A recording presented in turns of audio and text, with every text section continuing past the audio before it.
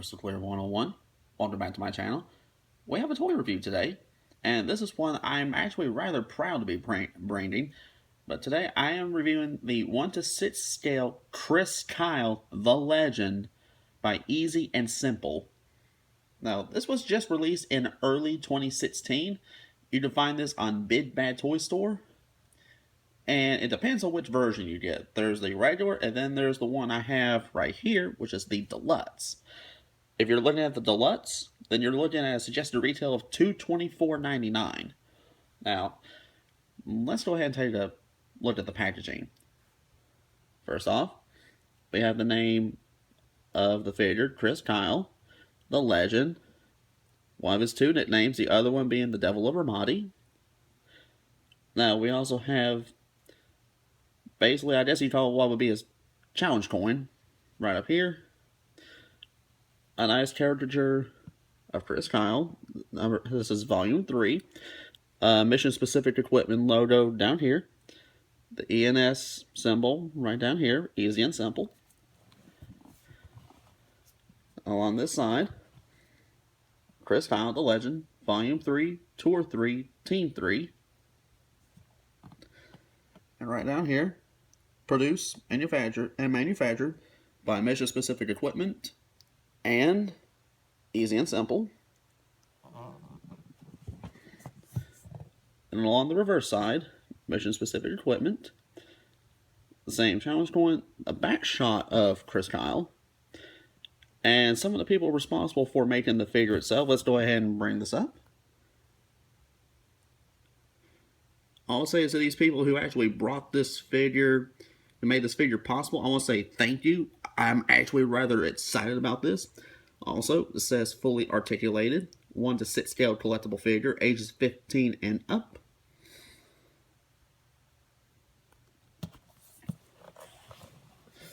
And also, the same thing as on the other side. Now, I gotta say, upon getting this, I'm actually rather thrilled to be bringing this. Matter of fact, let me show a couple other little things. Now, something else I am also going to point out is that, as you can see by my hand, this is a pretty big box. Not only that, this is a very thick box. Not only that, this is a heavy box. To give me an idea, this weighs about 4 pounds. This is not light. This is pretty heavy. In order to open this box, this side of the box has a little pull.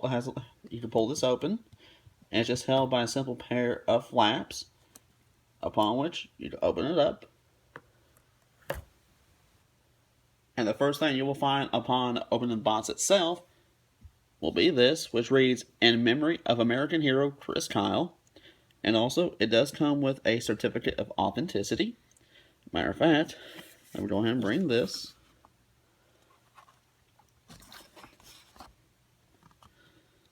As you can see, it says this certifies that this 1/6 scale Chris Kyle collectible figure is an official limited edition exclusive product brought to you by Mission Specific Equipment and Chris Kyle Fraud the Legend.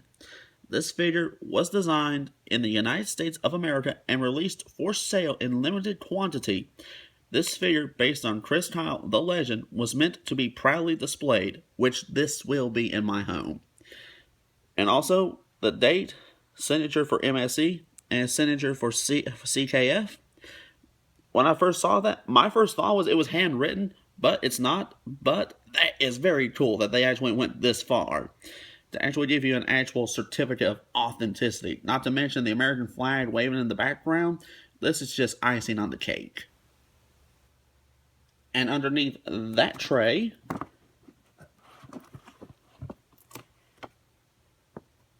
we have the figure itself, along with some additional accessories. As you can see, there's the contents right there of this entire set.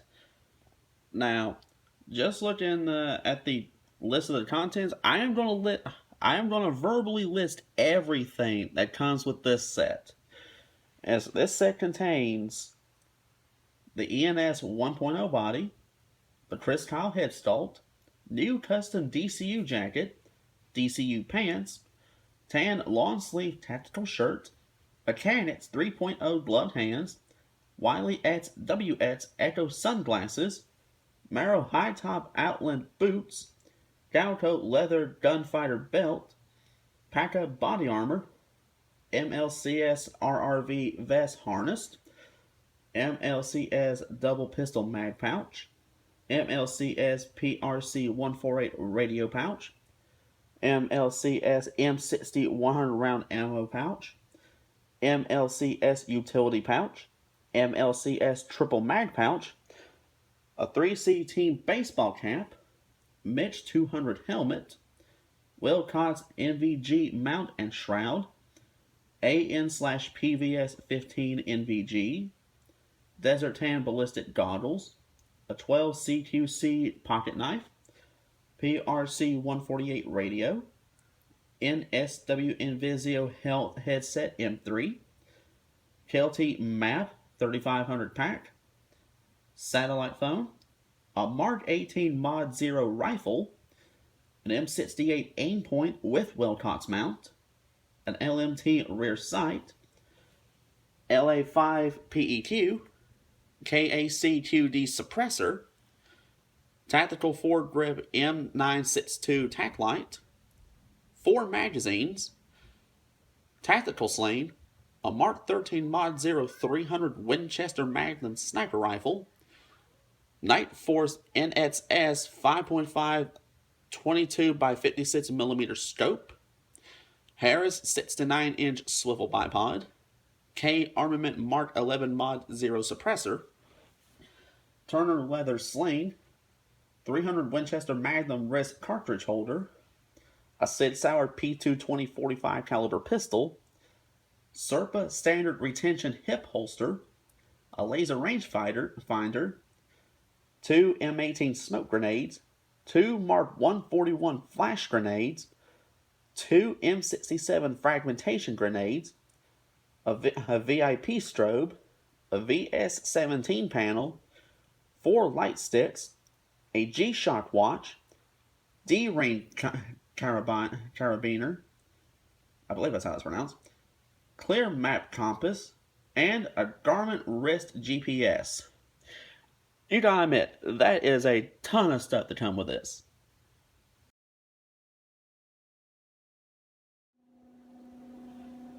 Christopher Scott Chris Kyle, born April 8, 1974, and passed away February 2, 2013, was a United States Navy SEAL and the most lethal sniper in U.S. military history, with 160 kills officially confirmed by the Department of Defense. Kyle served 4 tours in the Iraq War and was awarded several commendations for acts of heroism and meritorious service in combat. He received 2 Silver Stars, 5 Bronze Stars, 1 Navy and Marine Corps Commendation Medal, 2 Navy and Marine Corps Achievement Medals, and numerous other unit and personal awards. Kyle was honorably discharged from the U.S. Navy in 2009 and published his best-selling autobiography, American Sniper, in 2012. An eponymous film adaptation of Kyle's book, directed by Clint Eastwood, was released 2 years later. On February 2nd, 2013, Kyle was shot dead at a shooting range near Chalk Mountain, Texas.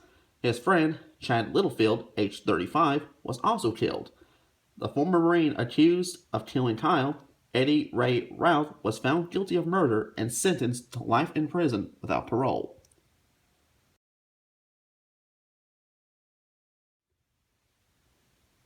After his arm healed, Kyle went to a military recruiting office interested in joining the U.S. Marine Corps' Special Operations. A U.S. Navy recruiter convinced him to try instead for the SEALs. Initially, Kyle was rejected because of the pins in his arm, but he eventually received an invitation to the 24-week Basic Underwater Demolition SEAL School, BUDS, which he joined in 1999. Assigned to SEAL Team 3 Sniper Element Platoon Charlie, later Cadillac, within the Naval Special Warfare Command, and with 4 tours of duty, Kyle served in many major battles of the Iraq War.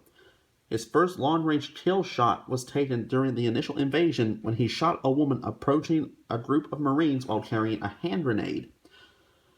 CNN reported that the woman was cradling a toddler in her other hand. As ordered, Kyle opened fire, killing the woman before she could attack. He later stated, quote, "The woman was already dead. I was just making sure she didn't take any Marines with her. It was clear that not only did she want to kill them, but she didn't care about anyone else nearby who would have been blown up by the grenade or killed in the firefight. Children on the street, people in the houses, maybe her child," end quote. Because of his track record as a marksman during his deployment to Ramadi, the insurgents named Kyle Shaita Ramadi, in English, the Devil of Ramadi, and put a $21,000 bounty on his head that was later increased to $80,000. They posted signs highlighting the cross on his arm as a means of identifying him. In his book, American Sniper, Kyle describes his longest successful shot.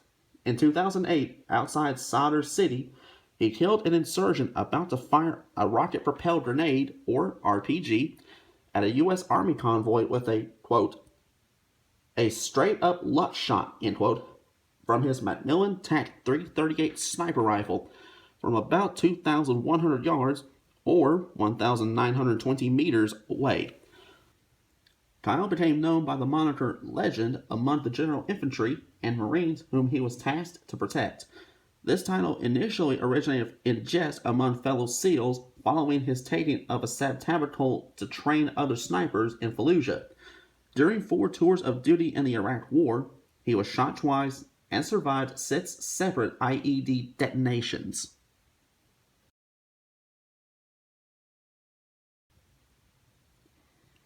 As a sniper, Kyle was often asked about his weapons. While in training, he used 4 different rifles in order to know which weapon was the most useful in the given situation. In the field, he used the following: a semi-automatic 7.62 NATO Mark 11 sniper rifle for patrol, a 5.56 NATO Mark 12 designated marksman rifle, modified with a lower receiver off a M4 to get a collapsible stock and allow full auto for urban patrol, and a 300 Winchester Magnum M24 sniper rifle with Macmillan stocks and customized barrels, later replaced with a 300 Winchester Magnum Accuracy International. These 2 rifles were the ones he mostly used while in Overwatch.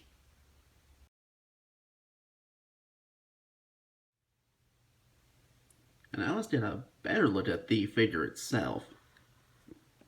First off, let me go ahead and give a 360 degree of the figure itself.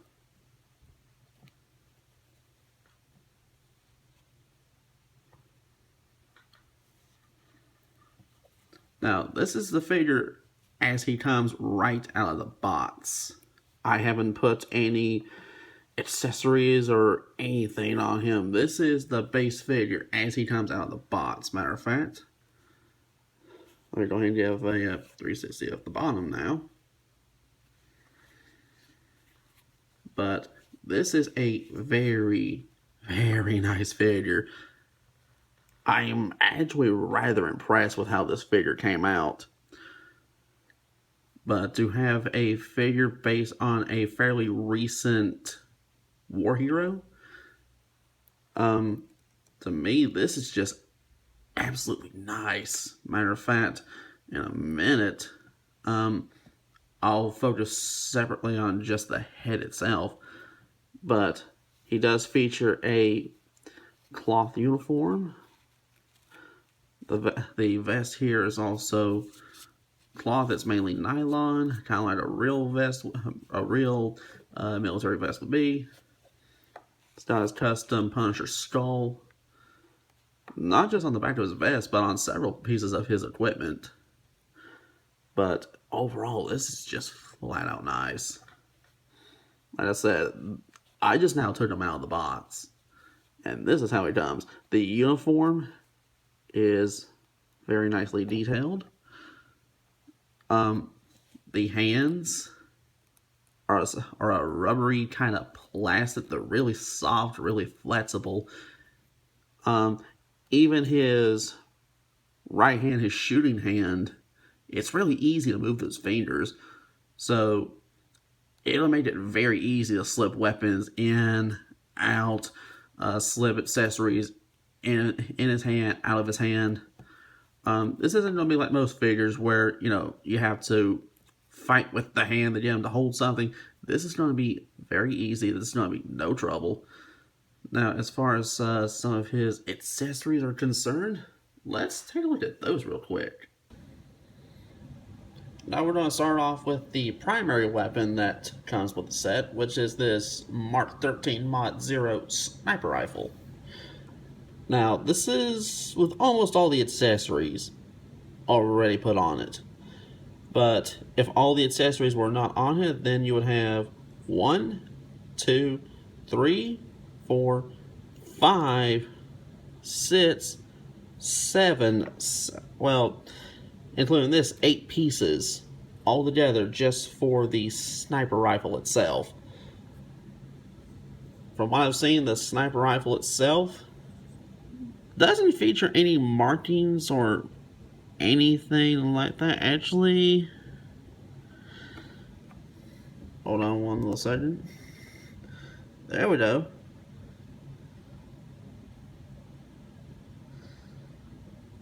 That's really the only marking I'm really seeing on this rifle. Other than that, the scope itself actually has the markings on both turrets, here and here. Now, in case you're wondering, these little shells in the shell holder, these are actual die cast. These are actual metal. So this actually has metal shells. And this is supposed to be in 300 Winchester Magnum. Now, the bolt action does work. It does open up. And I don't know how well my camera is going to pick that up. But it's real faint, but you should be able to see a round right there inside the magazine. There we go, much better, much better. But there is actually a round inside the magazine. Now, I haven't actually checked to see if these will go in the magazine. I haven't felt like putting it in and having it get stuck. But it's nice that they actually did put some dummy rounds in the internal magazine. Now, the action for this does work. However, my primary complaint is that once you have it out, it's not really locked in that position. It will go one way or the other. In addition to that, the actual bolt handle itself, it does feel fragile. It feels very fragile. Now, the actual bipod itself, did you hear that? You won't hear it on this one. But when I bring the other one down, if you listen closely, what that is this spring right here. These actually have metal springs. These are actually under tension. This actually helps with keeping the bipod folded or deployed. This actually helps with it. Now, if I didn't have the sound suppressor, or silencer if you prefer, on the barrel itself, then it would stand out to about almost to this line right here, and it would taper down. It would be a aluminum color. Now, as I said, the fact that they went this far with the sniper rifle, I thought it's pretty neat. Also, this is a separate piece.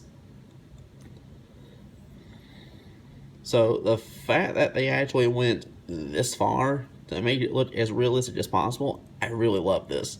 I really do. The only thing I didn't put on here is the sling.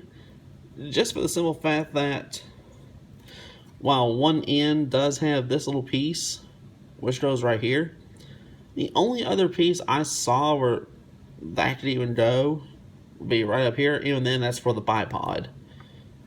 And frankly, I'm not too terribly worried about the sling, because you gotta admit, just that right there looks pretty slick. The next weapon up for this set is actually his sidearm, which is a Sig Sauer P220. Now let's go ahead and start off with the pistol itself. Now first off, this is marked like a real Sig Sauer. Matter of fact, it's marked Sig Sauer P220. Flip over to the other side. And you can see it's marked P220 underneath that. Made in, was I supposed to say West Germany? But the fact they went this far on this little pistol, I think that's actually pretty sweet. One interesting little note is the hammer. It does cock back, but the trigger does not move. That trigger is fixed in place. The fact you didn't have the hammer down or cocked back, I think is actually a pretty neat little feature for them to do. Now, it does come with a little Blackhawk Serpa holster. Now, it does fit in there. It's a really snug fit. Matter of fact, the first time I tried to put this in the holster, I thought I was about to break the holster because the little belt clip-on piece right here, it looks and feels almost paper thin. And this is actually a bit sturdier than I thought it would be. But yeah, you do get this. Don't worry, it's going to be really snug at first. But don't worry, it'll go in. Let me just leave it in the holster for now.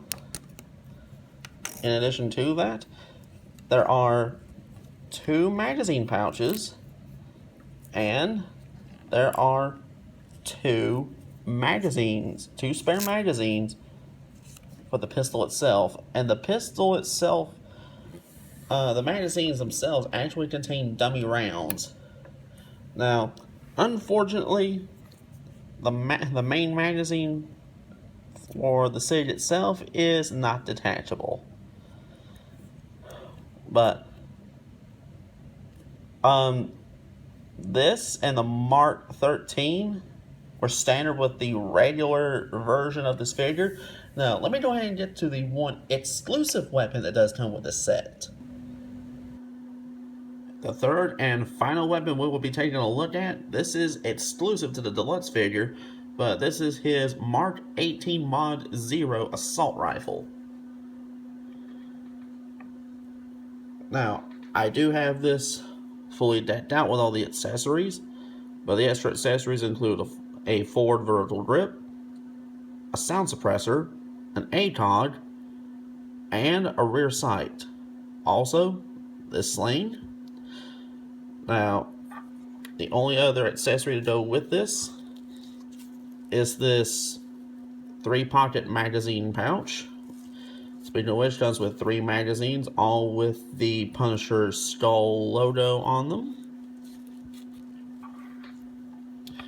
Now, sadly, the magazine does not detach in the actual rifle itself. It's actually affixed to the weapon.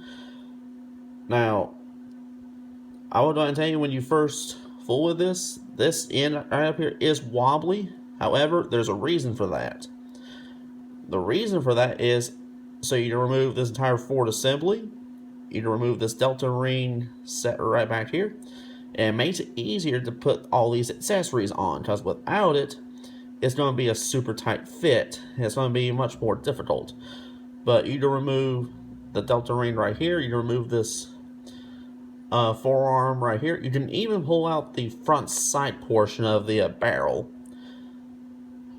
But other than that, this is actually an excellent representation of the Mark 18.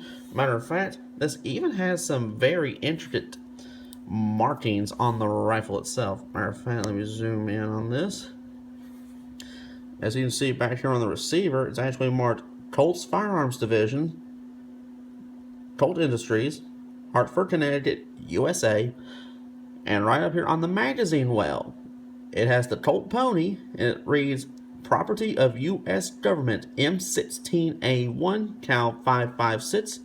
And apparently the serial number for this one is 190555. So I don't know if that's supposed to be the serial number that was on Chris Kyle's rifle, but the fact they actually went that far with this, I think is impressive.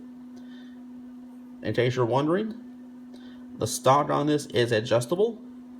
The only positions you can have it in is fully closed or all the way out. You can have it in between, like a different length, but it's not going to lock in place. The dust cover on it does open and close.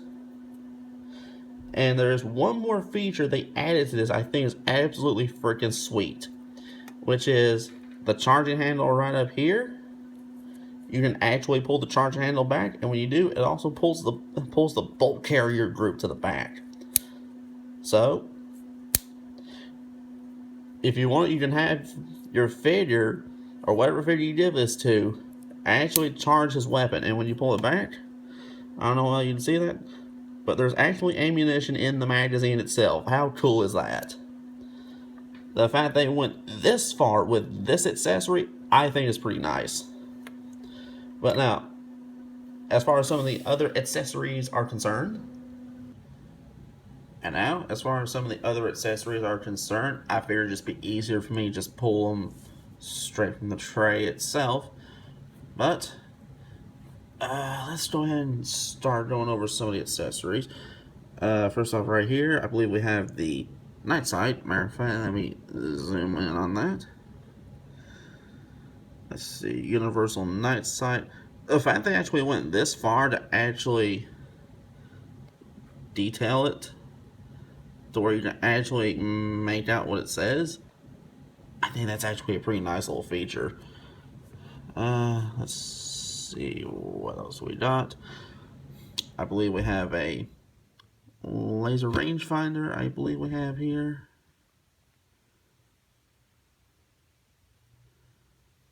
Let's see. Again, just the fact they went this far to detail what comes with this set. I mean, just everything they put in here. Now, let's see. We got the satellite phone right here. And this antenna, it spins a full 360. The only complaint I do have about it, as you can see, is if you just start spinning, it will pop out. However, this is meant more of as a display piece, with the antenna either out or folded in. Matter of fact, it looks like there's some writing on there. I can't exactly read what that says. I wouldn't be surprised if it was Motorola. But the fact they actually went this far to actually detail the face of it, I think it's a pretty nice little touch.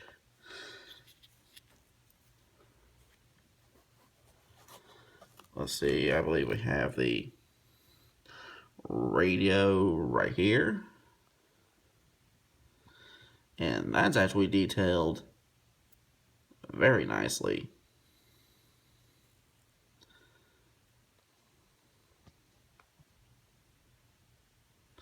There we go.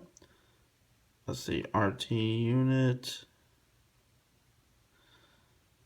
And let's start PRC. Either way, this is surprisingly well detailed for a little miniature. And this is a soft rubber kind of plastic. It's very soft, very flexible. Let's see, we have a headset right here. Matter of fact, I believe this is marked as the, let's see, here we go, the NSW Invisio Headset M3.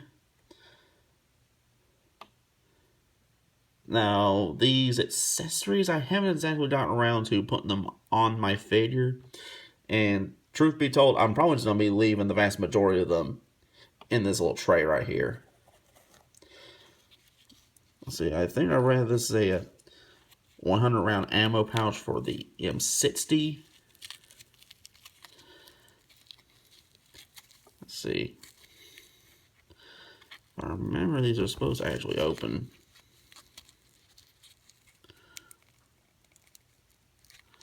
Maybe this one doesn't open. But there is a small piece of actual foam in this to help keep the shape. Let's see, a pair of his sunglasses. Right over here, some of the other weapons. In this case, we have two M67 Fragmentation Grenades. Let's see if we can take a closer look on the markings. There we go. It is just crazy how well that is detailed. And also, that is a metal pin that is in that. So theoretically, if you wanted to, you could pull the pin on this. Although, for a miniature like this, it would be highly advised not to. Simple fact, I'd see this being a royal pain to get back in. But there's two of those. Let's see, we have two of these Mark 141 flashbangs. Same deal with the Fragmentation Grenade, metal pin.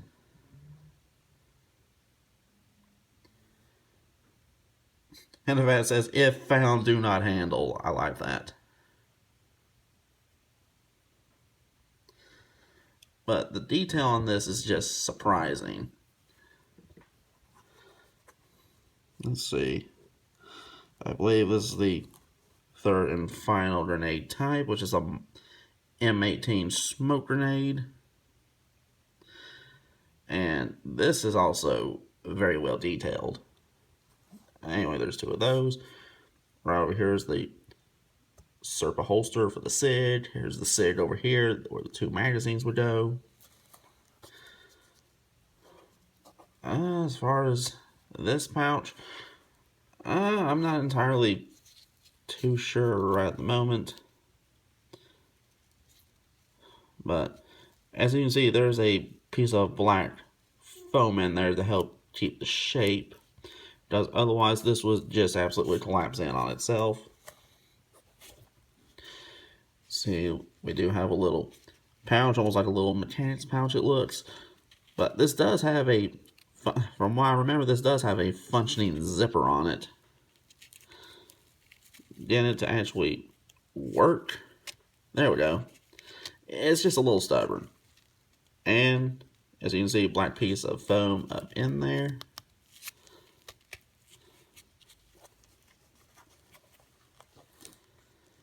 Let's see. Right here we have the magazine pouches for the pistol magazines themselves. Right here, we actually have a little pocket knife, which I think is a very neat little addition. The tip on it does actually have a point to it. Matter of fact, I'm trying to think of what the list name for this on here is. But just the fact it actually does come with a little pocket knife. 12 CQC pocket knife. That's what this is listed as. But it even has a little belt clip on it. But it'd be easily open, easily closed. And you can even see where it's a little serrated towards the bottom there. So that's a neat little feature. Let's see, right in here would have been a compass, a little map compass. Matter of fact, here it is right here. This also has a little belt clip on it. And I'm assuming this is the pouch it can go in. But this also has a little flap on it, a little buckle that to be closed. Like that. But this is a very neat little set. Also, a little spreadsheet right here. Matter of fact, let me zoom in on that. There we go. The fact they actually included this, I think is actually pretty neat. And in here, looks like we do have a couple of glow sticks. As far as this piece right back here, I honestly do not know what that is. Now, there are also some patches, including one that says U.S. Navy. It's a U.S. Navy. It's not his name. There is an alternate version of this that is just drab to match the uniform. I've already applied those to the figure itself. The best part is these are Velcro. These actually go on and off. But there's a set of patches. And also, we have a challenge coin. We got Chris Kyle, CK, the legend, a stylized frog, and right back here, Mission Specific Equipment 2015, the company that actually helped make this. Let's see, that's it as far as this tray is concerned.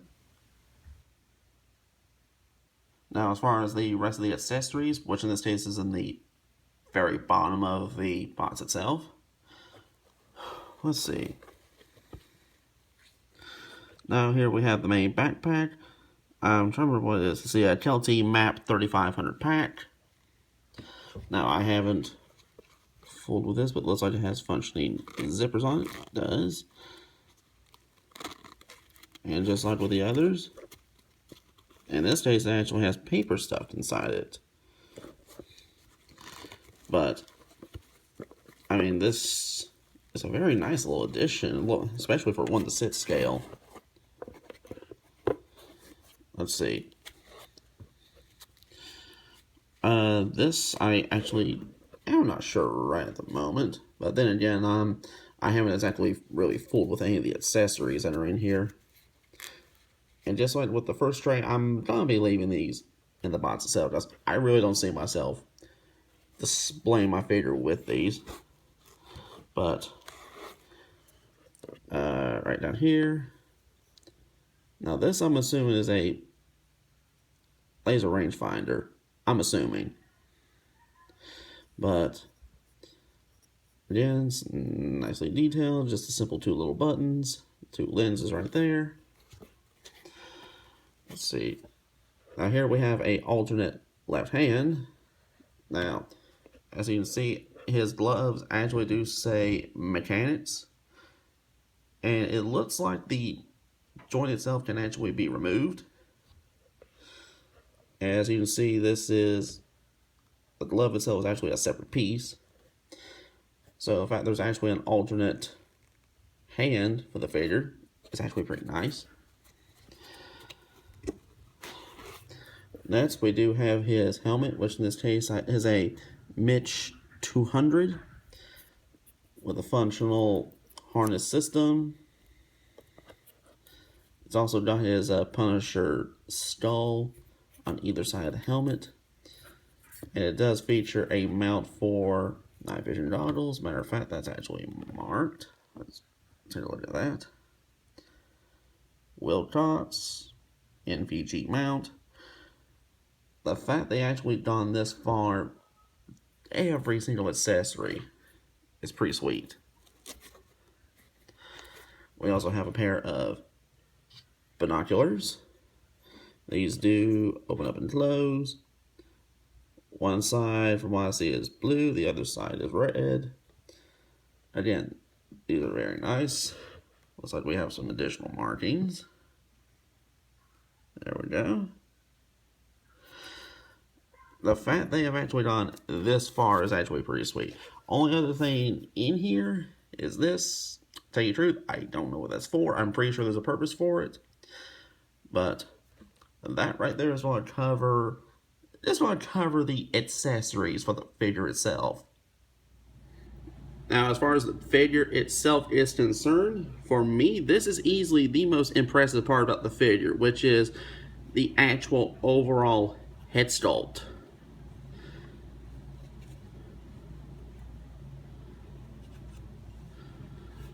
Now, as far as the head sculpt itself is concerned, to me, this looks like Chris Kyle.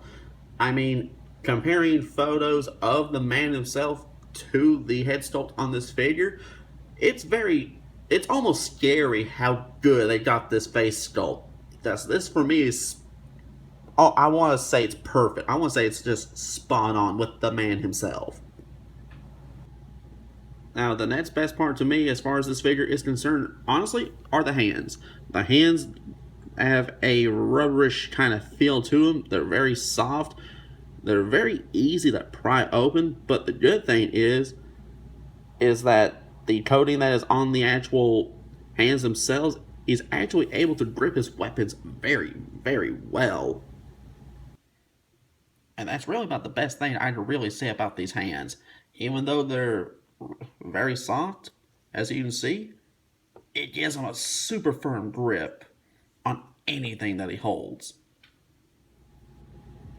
Next up is the uniform itself. Now, the uniform itself, as you can see, is made of cloth, and it is very well detailed. I mean, this is a very well detailed uniform. And they've even gone so far as to detail it with actual pockets, seam lines, and as you can see, it looks like they should be able to open. You should be able to put stuff in them, but that's just part of the detail. It is very, very well done. And even though the figure himself is not wearing boots, his Marcel shoes, as you see, they're actually marked Marcel. They're actually very well detailed themselves, and even with footwear like this figure is able to stand very easily without too many issues. And also, if you're wondering what his uniform looked like without the vest and the body armor goes, there you go. And as I stated, I already have a couple of his patches already put on the figure itself. They're simple Velcro. They simply go on and off with absolutely no issues. Now, the next best part about this figure right after all that is the articulation.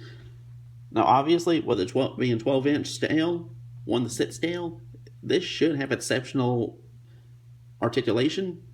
Now, just because I personally will not be able to remember every bit of articulation he has, I figure I'd just go through and actually show. First off, we have a swivel for the head itself. As we can see, the base of it is a ball joint, so it's able to move all different directions. Next, it does have some articulation in the arms. Articulate either bend up and down. If it weren't for the uniform, I know his arm would spin a full 360, and it can move back and forth. There's also a swivel in the bicep. He does have a double hinged elbow for both arms. In the case of his right hand, he does have a back and forth hinge, and it can also fully rotate. Now, as far as the right hand is concerned, he does have a up and down motion for the right hand. He does have a joint in the center of his waist right up here. Now, he does have a ball joint in the hips, as well as a swivel. He has a double hinge knee. As far as the feet themselves are concerned, it is able to spin a full 360, has up and down motion. As we can see, the foot itself is on a simple ball joint. Now, as far as the articulation itself for the figure is concerned, that's actually really good. As you can see, even when he popping his foot right back on, he's able to hold that pose without any issues. And now you're probably wondering, what's the bottom line? What is the verdict on the Chris Kyle 1:6 scale deluxe figure? Is it worth my time? Is it worth adding to my collection? Well, let me put it to you this way. If you're familiar with Chris Kyle, you're familiar with his history, if you're familiar with what he's done, then I'm pretty sure you will absolutely love everything about this figure. I personally do not have any real qualms about the figure other than his retail price. And the retail price for the Deluxe figure might put some people off on him, considering he's nearly $100 more than the standard figure. But for that extra 100, you're getting a exclusive Mark 18 that is super detailed, and you're getting over double the amount of accessories that you would have with the standard figure. Now, me, I'm personally very pleased with this figure. I mean, yeah, for me, he was a little pricey, but to me, I just feel like he is absolutely worth it. He is worth adding to my collection. And just the sheer detail on his weapons, his accessories, just what you do with the figure, to me, he is absolutely worth the price I personally paid for him. So, if you collect 1 to 6 scale military figures, if you like to collect figures of famous individuals, then for me, this actually makes for a rather nice and interesting addition to any military collection. So if you can find the regular version or you can find this one, the Deluxe version, I actually highly recommend you get the Deluxe version, just because of what all you get with him. But that'll wrap up my review on the 1 to 6 scale Chris Kyle collectible figure. Be sure to rate, comment, and subscribe, and I'll see you in the next video.